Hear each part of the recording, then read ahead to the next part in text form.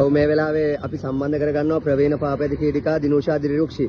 වෙන තරඟ වලට වඩා අද තරඟය පොඩි වෙනසක් කරලා තියෙනවා. වේගවත්ම ක්‍රීඩිකාවටත් මුදලක් ලබා දෙනවා. ඒ වගේම ස්පින් ජයරේඛාවකුත් සූදානම් කරලා තියෙනවා. ඉතින් සුබ උදෑසනක් ඔබතුමියට විශ්‍රාම යන්නත් ඉන්නවා කියලාත් ආරංචියකුත් තියෙනවා. ඉතින් මොකද හිතන්නේ අද දවසේ තරඟය ගැන?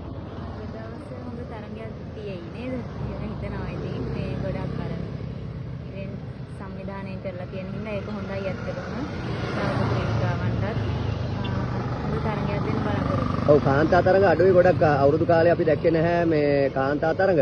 ඉතින් සංවිධායකවරුන්ට මොන වගේ අදහසක්ද කියන්න තියෙන්නේ මේ කාන්තා තරඟ ගැන සූදානම් කරද්දී? අපි දකිනවා මැරතන් තරඟවල කාන්තා පිරිමි වශයෙන් තරඟ පවත්වනවා නේද? ඉතින් ඒ ගැන මොන වගේ අදහසක්ද ලබන අවුරුද්දේවත් තියන්න හිතෙන්නේ? තරඟයක් තියන අයට මොන වගේ දෙයක්ද කියන්න තියෙන්නේ? ඉල්ලීමක් කරන සංවිධායක මණ්ඩලයට මේ කාන්තාවන් වෙනුවෙන් තරඟ තියන්න කියලා. ඒකට තමයි නවක ක්‍රීඩිකාවෝ බිහි වෙන්නේ සහ ක්‍රීඩිකාවෝ වට ඉදිරිපත් වෙන්නේ. ක්‍රීඩිකාවන්ගේ අත්දැකීම් වැඩි වෙන්නේ. තරඟ වේගවත් වෙනකොට හැම දෙයකම මේක ඉතින් බලපානවා ඇත්තටම. ගොඩක් ස්ටෑන්ඩඩ් රේස් තියෙනවා. රේසින් රේස් තමයි අඩු.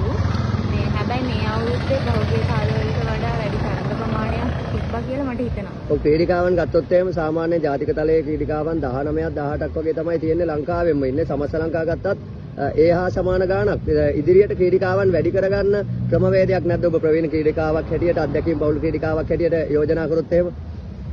ඒවා මම හිතන්නේ පාසල් මට්ටමින්ම වගේ එනවා නම් ඉතින් ගොඩක් වටිනවා. මම කදින්න ගත්ත මුල් අවුරුදු වල ගොඩක් ක්‍රීඩිකාවන් හිටියා අපේ වයඹ පළාත්වල සහ මේ පළාත්වලත්. දැන් ඒ ගොඩක් පළාත්වල ක්‍රීඩිකාවන් අඩු වෙලා තියෙනවා.